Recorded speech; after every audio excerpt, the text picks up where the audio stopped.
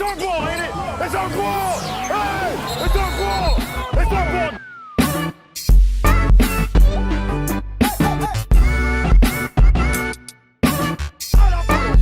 Can he shoot? Yes, I can shoot.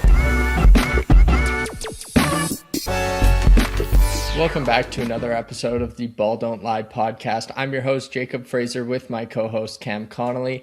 And we've got a shorter show today. We're just going to be going through weekly recap, our standings check-in, MVP and LVP, and our Canadian Hooper highlight. But before we get into things today, how's it going, Cam?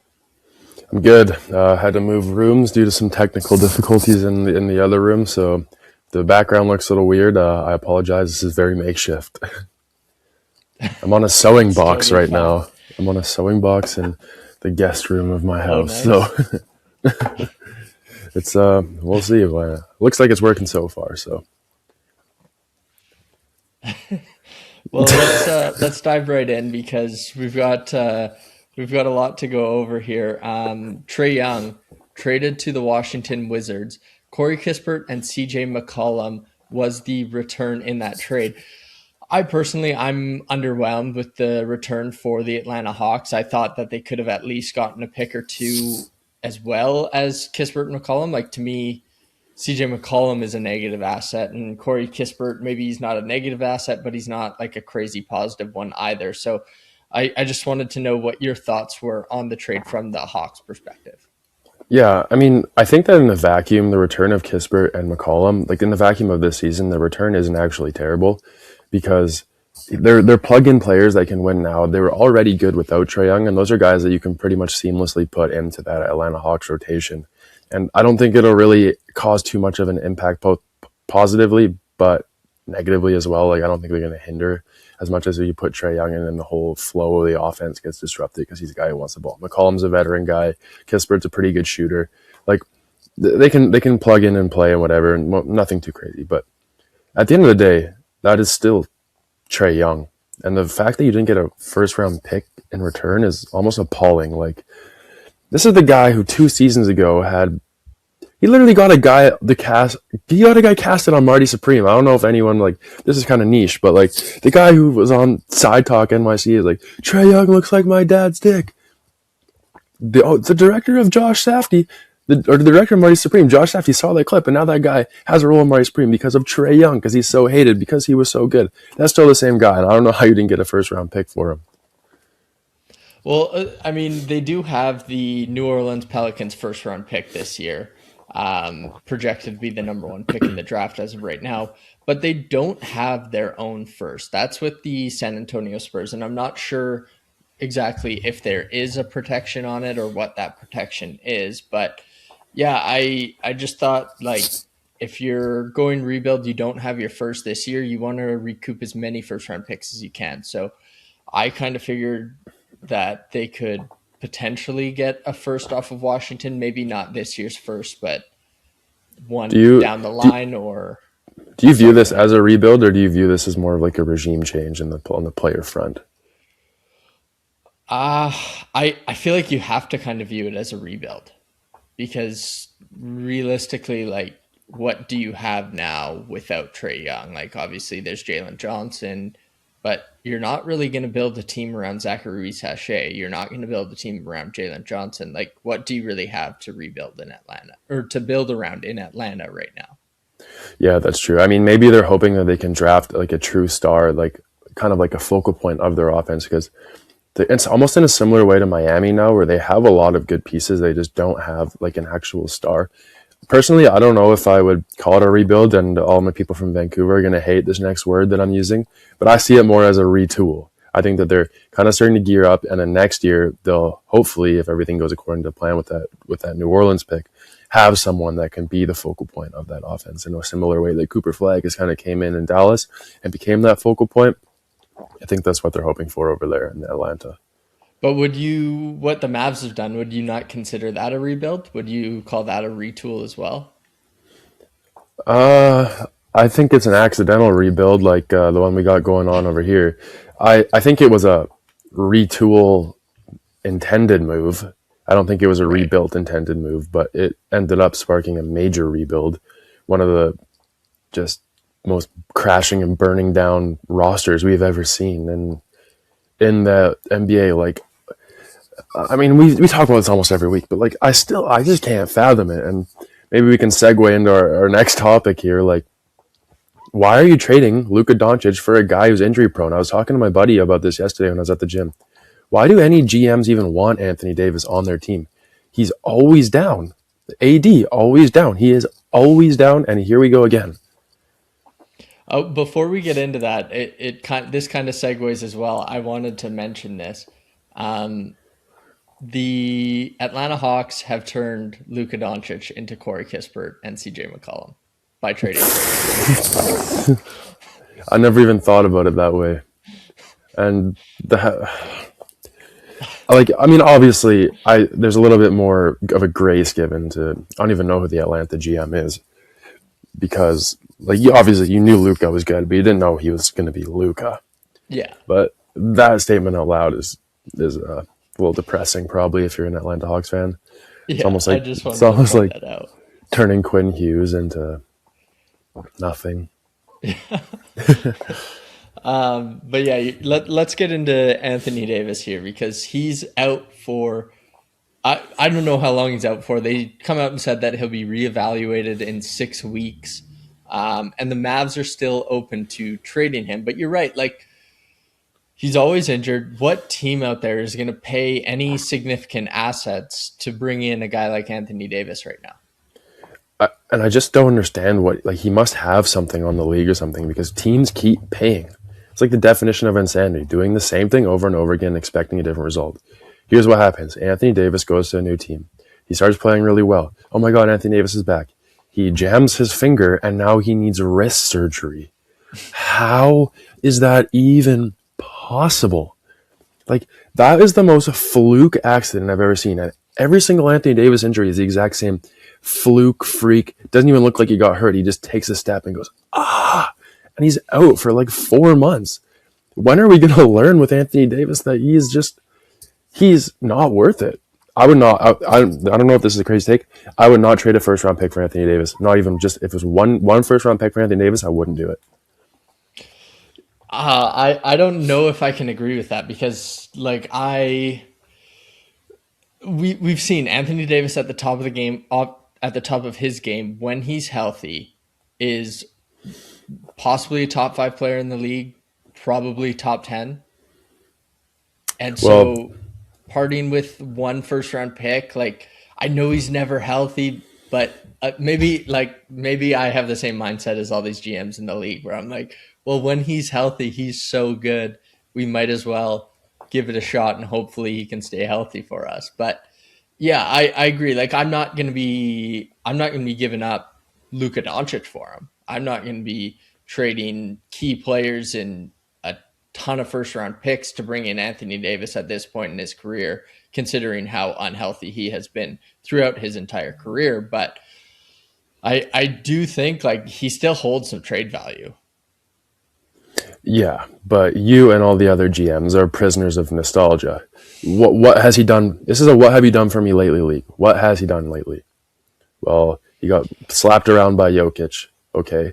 He got slapped around by anyone on the court and got hurt. Like, he doesn't do anything out there. All he does is he goes out there and he gets hurt. And then the team's like, oh, well, when Anthony Davis is back, he's a rebuild stopper. Oh, when Anthony Davis is back, this is a good roster. We've even talked about this. Dude, when Anthony Davis is back, like, this Mavericks roster could go on a run.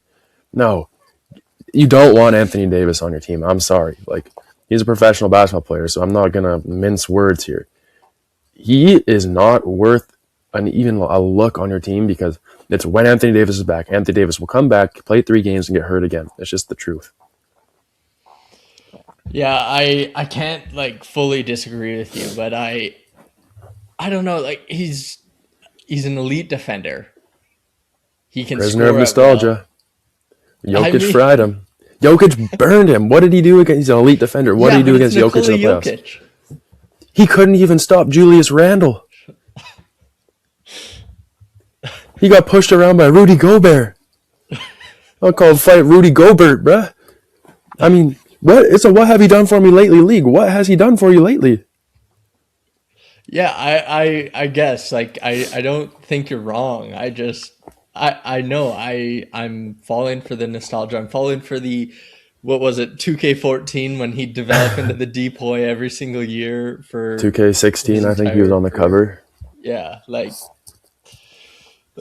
I maybe I am falling for that, but I agree with you. I'm not giving up significant assets, but I would be willing to part with a couple middling pieces to bring in to take a chance on Anthony Davis.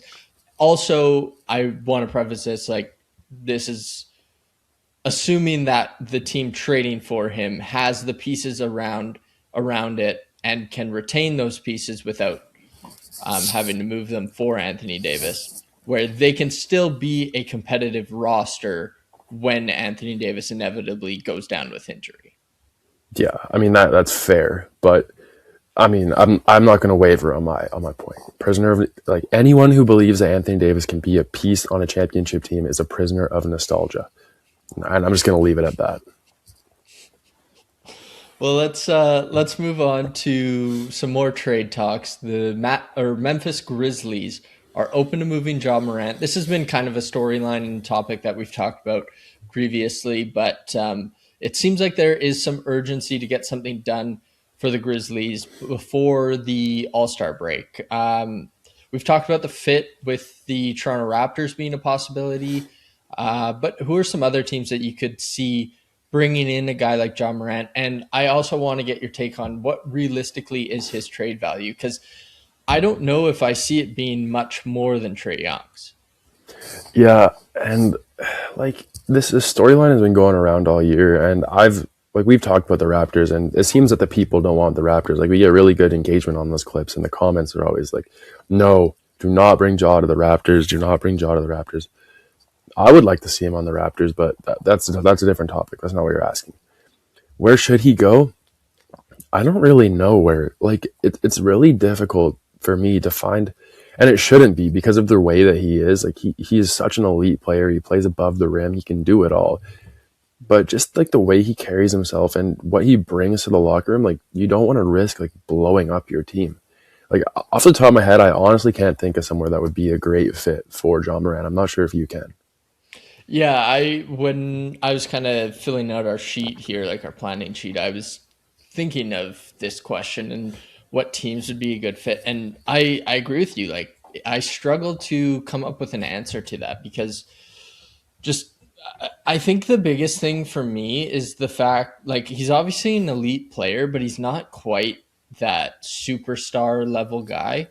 And his shooting, he struggles to shoot the deep ball as well a little bit. And so I think that will turn some teams off. And I think that's a big reason why Raptors fans don't want him on the Raptors is because he doesn't elevate their shooting. And that's the biggest need for the Raptors. Yes, they could use a good point guard, but they also need a point guard that can shoot the ball. And Ja Morant just isn't really that that guy. But I mean, I'm just scrolling through the standings here, just trying to find a team that I could see being a fit. I mean, maybe the Minnesota Timberwolves.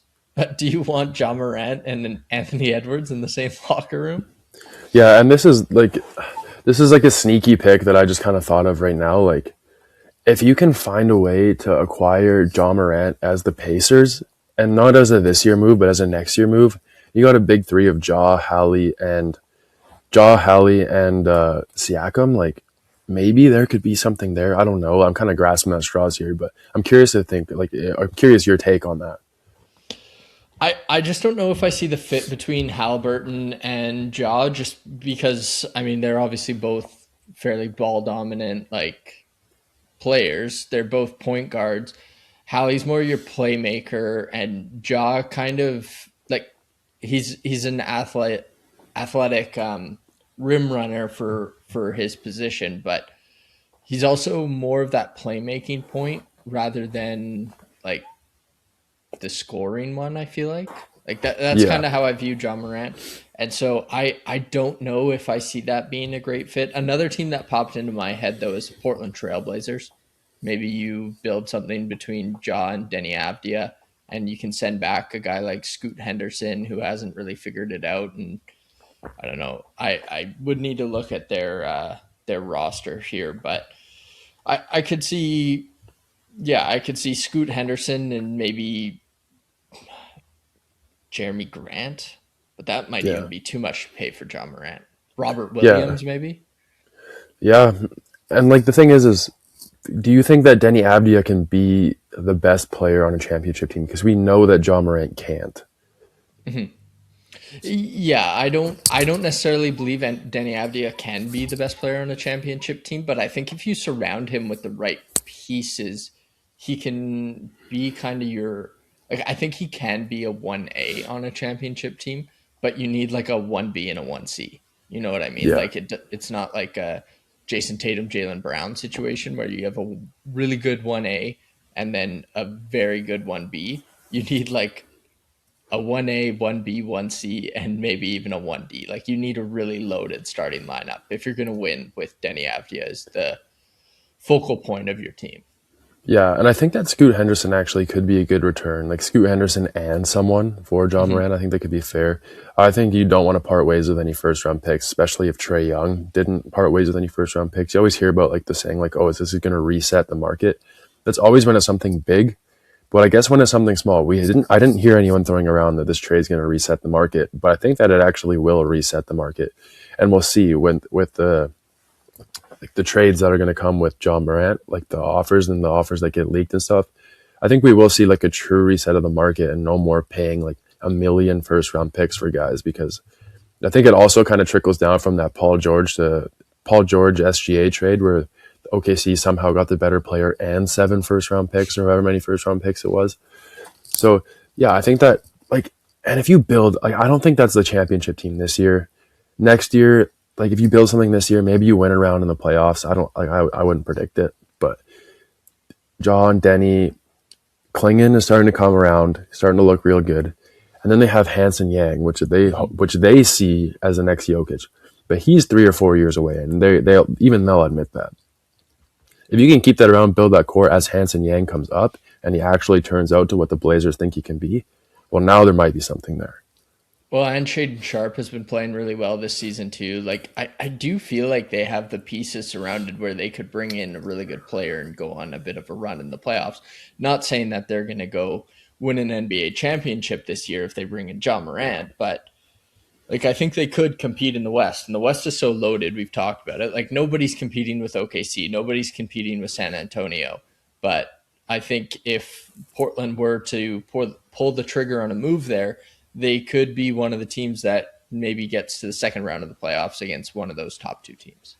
Yeah, and yeah, I don't think that they could compete in a playoff round against OKC or San Antonio. I would think that if they had John Morant, they would match up a little better with OKC, but I would not bet a single cent on them winning. Maybe they No. could win a game, maybe 2 games at most, but they're definitely not winning 4. Yeah, 100%. Let's shift topics here. Just last on the weekly recap, we had to talk about this. Dennis Schroeder suspended 3 games for basically just trying to fight Luka Doncic after a game. Yeah, and it's just such a weird situation. Like, I don't even really understand what's happening. Like, he does it on the 28th, but he gets suspended on, like, what was it, like the 10th? Like, what is that about? And he gets 3 games. Like, I don't understand I don't understand everything that's going on there. Yeah, I don't really get it either. It reminds me of the do you remember that clip Shaq and Charles Barkley talking about the police presence at the Clippers stadium when Chris Paul was No, I actually haven't seen that clip. I can't remember when that was, but Chris Paul, they were talking about police presence. Chris Paul's trying to beat me up. It was so funny. It No, kind of but reminded me what of that that. clip, it reminded me of when the Canucks played the Flames. I mean, this is probably a little niche for a lot of people watching the show. When the Canucks played the Flames in like 2014, and then John Tortorella is like bursting through, trying to get to the Flames dressing room, trying to fight the Flames head coach. That was really funny. That's what the context of the clip kind of reminded me of. But why was he even trying to fight Luka? Like, that's the part I don't understand. Like, what is going on there? Is it just German Yeah, Slovenian rivalry? yeah, it could be. I don't know what the issue was. Like, I think they obviously they got into it a little bit during the game, but I'm I'm not sure why it happened. But yeah, it's just such a weird situation. Like Dennis Schroeder to me just isn't that kind of guy. Like he's No, never been that kind of guy in the past. So I I it's don't I it's don't an get odd it. one. It's definitely an odd one. I like the tweet from Sham, so I just pulled it up. It says the NBA has suspended Sacramento Kings guard Dennis Schroeder for 3 games for confronting and attempting to strike another player 40 minutes after Kings lost to the Lakers in Los Angeles. Attempting to strike. Yeah, what are we doing here? Actually, I saw while we're on the topic of attempting to strike, Jose Alvarado and who was he getting into that with? Someone popped him pretty good. Now I'm blanking on who it was. It was the first time I seen punches thrown in an NBA game in a long time, though. Do you remember a few years ago? I'm a big University of Washington fan, so I always have a close eye on the UW alumni that go to the NBA. But Isaiah Stewart, do you remember him Oh yeah, charging at LeBron? yeah. I wanted him to get through that so bad.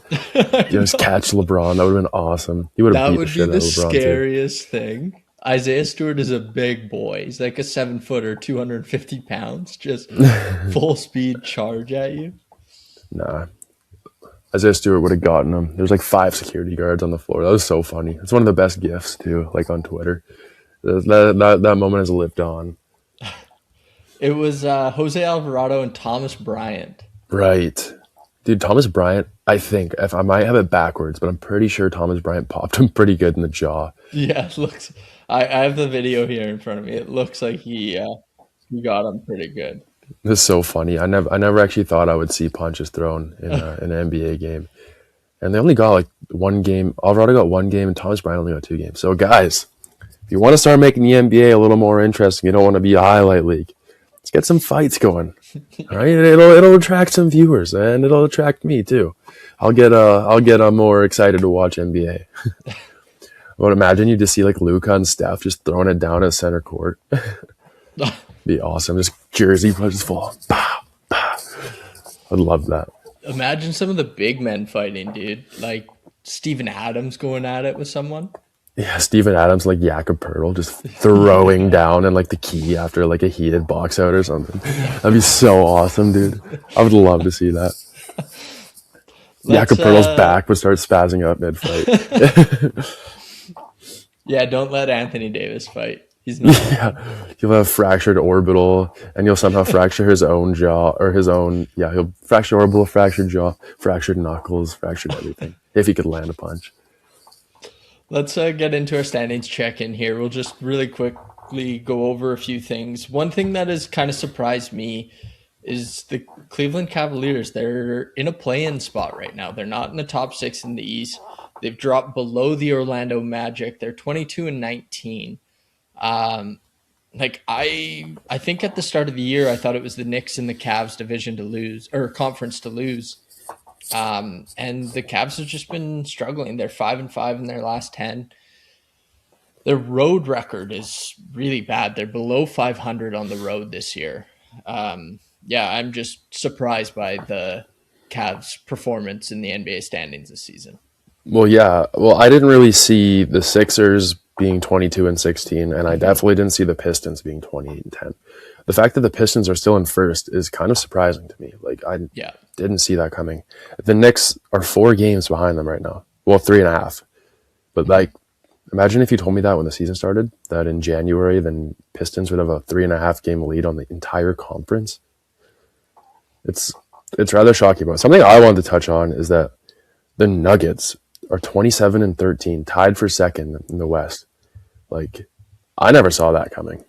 I knew that Jokic was good, but I didn't think that they'd be 27-13 good. And Jokic has been hurt, and they haven't really fallen off. Well, I mean, you got to give a lot of credit to Jamal Murray, who's we've talked about. Like he's had a bit of a resurgence in his career here this year. Like he's been playing at an elite level. Um, I think he could very easily be an all-star this season. He should be. He should be an Yeah, all-star. Let's start the agenda. People didn't like your take on Denny Avdia being ahead of LeBron and KD. Hey, I got a lot of hate for that. I don't know why. Like at the end of the day, this voting is a popularity contest. Let's go ask 400 12-year-olds who they like more, Denny Avdia or LeBron James. Let's see what they say. All right, for all you guys talk, let's see what they say. I guarantee you it'll be 95 to 100%. I like LeBron James more. It's a popularity contest, dude. If you're a grown man voting for an all-star game every single day, I got news for you, buddy. I got news for you. This is for kids. This is for kids. You can vote one time and I won't judge you. You can even vote twice and I won't judge you. But I saw one comment saying, Trailblazers fans are really loyal. I vote every day. I think you should go outside. I think there's other things going on in the world than Denny Avdia going to the All-Star game. All right? That's me addressing the haters right there. I mean, I would do it. Like if I were doing something else for work, if I were still working my regular office job to kill some time, I'm voting for the All-Star game every day. But are you taking pride in it and announcing it on the internet? Probably not. I might tell my buddies about it. Yeah.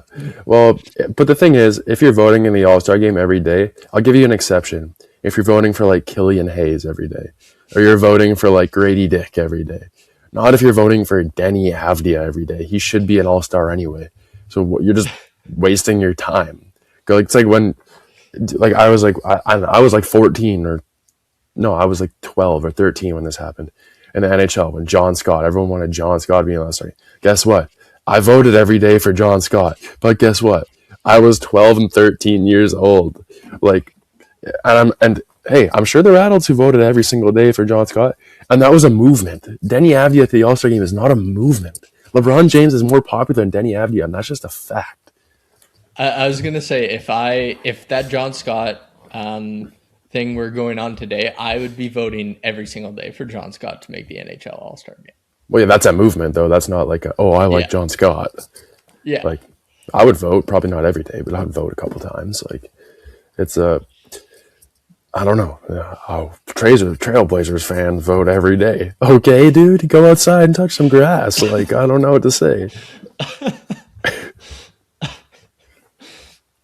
Kind of got a bit off topic there. We're going through our standings check.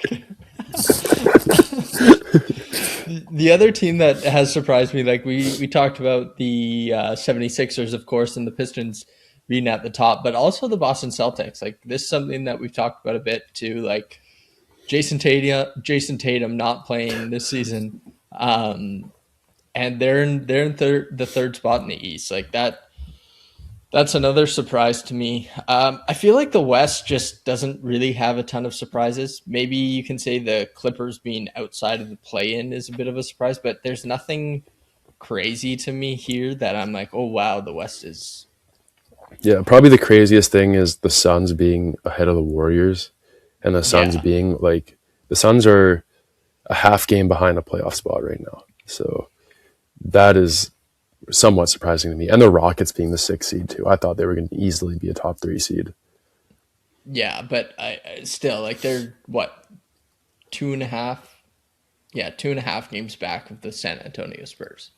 So it's not like they're that far back as the 6th seed. Like, and then the Suns, like, yeah, I agree with you. It is a surprise, but they do have a good team, like Devin Booker. Yeah. It's just, I think everyone, including the people on the Suns, thought they would be taking a step back this year, not necessarily a step forward. Mm-hmm. And I think it's been like a happy resurgence. I don't think they're complaining at all because they turned it around in like one season. But I don't know if they're necessarily a legit threat, but it is cool to see them be able to turn it around that quickly. And I keep on bringing this up for some reason, but maybe it gives me a little bit of hope for the NHL franchise in the city that I live in. Although they were not as bad as that Phoenix team was last year. Phoenix isn't as bad as the Vancouver Canucks. Let's get into our weekly MVP and LVP here. I'm going to kick things off with my MVP, Trae Young, 31.2 points. Trey Murphy. Thank you. Trey Murphy, 31.2 points per game, 5.5 made threes per game, shooting 43% from three as well, and 6.6 rebounds, 4 assists. I didn't think we'd ever really highlight Trey Murphy as a MVP of the week. As you can see, I got his name wrong, so definitely wasn't. But yeah, it's just a great week from Trey Murphy, and I think he is kind of that 3-and-D guy, but I don't think I expected him to be shooting 43%, making almost 6 threes a game. Yeah, and only the Pelicans could waste that and go 1-4 in that time. Like, dude, Trey Murphy is absolutely hooping, and you went 1-4, dog. Like, it's sad. I thought the Pelicans were gonna make the play-in, dude. And it's good for Trey Murphy, though. Like, I'm not sure if this is a contract year for him, but if it is, like, this is going to look real good. Real good. And if he can continue to do this, like, what if Trey Murphy just randomly emerges as a star in the league? That would be the most random thing that could possibly happen.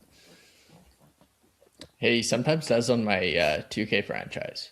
Yeah, it's 90. Like 88 overall or something. Imagine just Trey Murphy, 2K next year, Trey Murphy, 95 overall. That'd be awesome.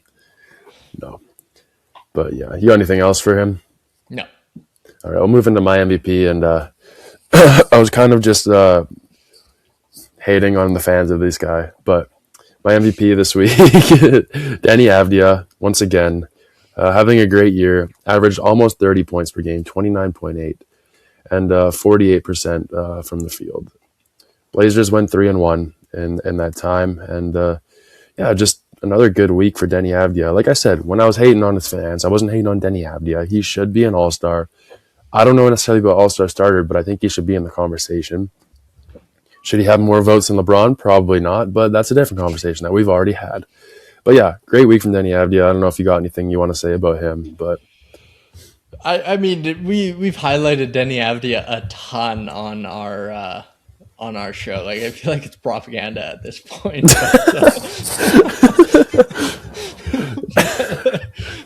Like, he just keeps having good weeks. Like, I don't know what to say. We aren't being paid, I swear.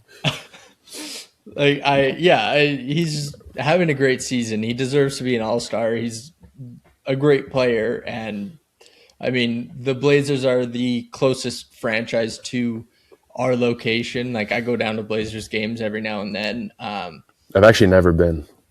Oh, really? It's a good time. Yeah, they're always so bad. I want to go watch them play Charlotte because it's like $4 to get in. See LaMelo Ball. I will say the Moda Center is a very, very nice stadium. Like, compared to the stadiums that we have here in Vancouver, like the Moda Center trumps all of them by far. Yeah, I've been to one NBA stadium, and it was Oracle Arena back in 2018. And that was the KD Warriors, Steph, KD, Steph, Draymond, Klay Thompson. I was so fired up, ready to go. Flew out. It was during spring break. KD goes down with injury like a couple weeks before. Klay Thompson breaks his finger. Steph Curry, game before, sprains his ankle. Draymond Green gets the flu. Dog, I was at the Oracle Center, which was a very cool arena and had a lot of character. I watched the Utah Jazz blow out the frickin' Jordan Bell led Golden State Warriors to they won by like 40. But I think my brother might be the only person in the world with a Jordan Bell jersey because of that. But yeah, let's get into my LVP this week, why don't we? My LVP this week is Bub Carrington, aka Carlton Carrington. I don't know if he deserves his Bub Carrington name. I think this is actually his second time getting LVP. He might be the first person to get 2 LVPs. We'll have to check that. But I was just looking, like I was just like scrolling on NBA. I was like, who has the worst plus minus this year? In the entire year, Bub Carrington has the worst plus minus by like 60 points. Like, it's not even close. Guess who had the worst plus minus this week? Bub Carrington, once again. Like, dog, like, it's... Dude, like, I'm starting to feel kind of bad for him. I mean, he's not helping himself. He's shooting 38.6% from the field, 10 points per game. Like, oh, like, buddy, like, he went 1-4. He went 1-4. He's like minus like 400, I think. That might be an exaggeration. It's either minus 180 or like minus 400 or something like that. It's bad. And Bob Carrington, I need to call you out for that. And you and my LVP this week. He's minus 343. Yeah, there it is. Minus 343. That's bad. That's very bad. I would love to look at like the all-time worst plus minus. Maybe I'll like compare it at the end of the year, see what he ends up with. But like that's got to be up there. I'll look that up right now. Yeah, but I don't know. For some reason, I thought he got traded. Did he? No, he didn't get traded. I don't know why I thought that. No, he didn't get traded. Okay, you want to know who has the worst plus minus in the season? Who? Bob Carrington. Last year, No way. minus No way. 798. Oh my god. He wins the green jacket. lowest plus minus. Yeah, he might break that this year. Yeah. Are we at the halfway point? Yeah, I believe we are. Yeah, we're right at the halfway point. So he's close. He might get there. We'll see. It's going to be a tight race. Yeah. I'll get into my LVP just quickly. I've got Bam Adebayo, 13.4 points per game, 43% shooting. It's not terrible, but the Heat went 2 and 3 in that stretch, and I just think you need more scoring from Bam Adebayo. He's a better player than that, and you need more out of him. Yeah, it's not the worst week we've ever had on for an LVP, but like I've got my Bam Adebayo jersey upstairs. I'm a big Bam fan, and I've just been underwhelmed with his performances lately. Yeah, he hasn't really done anything like crazy, and that Miami team, they're kind of coming back down to earth. They're the 8th seed. They're 6-4 in their last 10, so it's probably need more from you, Bam, if you want to make the playoffs. But change your name to a C. You got a cool name. Let's quickly do our Canadian Hooper highlight because I know you have to head out, and my computer's about to die, so we better do this quick. But this week, Andrew Nembhard, I decided to highlight him because I was tired of doing Jamal Murray and SGA every single week. 19.3 points per game, 48% from the field, 48% from three as well, and 10 assists per game with just 1.8 turnovers. I love Andrew Nembhard. I'm a big Andrew Nembhard fan. And he hasn't played great this year, but I'm glad that this week he has strung together some good performances. Yeah, he's been playing really well. He was actually the daily leader in my fantasy league one of these days, which was pretty cool. Just because he's Canadian, I always like seeing Canadians up near the top. Although I might not be a fan of the person who has him. He was trying to scam me for a trade. So, but yeah, good to see Andrew Nembhard doing well. I love to see it. Could have been a champion, but fell a little short last year for a different Canadian. So at least we would have seen a Canadian with his hands on a chip either way. Yeah, and I mean, he's obviously on a struggling Pacers team this year, but they don't even have 10 wins yet. But I like to see Andrew Nembhard do well. I'm not a fan of Gonzaga. Didn't love that he decided to go there, but I'm happy now that he's in the NBA. I can cheer for him again. Yeah. But that'll do it for this episode of the Ball Don't Lie podcast, unless there's anything that you wanted to get into quickly. OKC finally beat the Spurs. Makes me happy. All right, I'm kind of in a rush, but I just had to say that.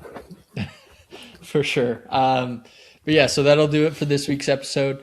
Thank you for tuning in, and be sure to check us out on our socials. Follow us on Instagram, TikTok, Facebook, and subscribe to our YouTube channel. Make sure to give this video a like, and we will see you next week. Thank you for listening. Bring the dad back.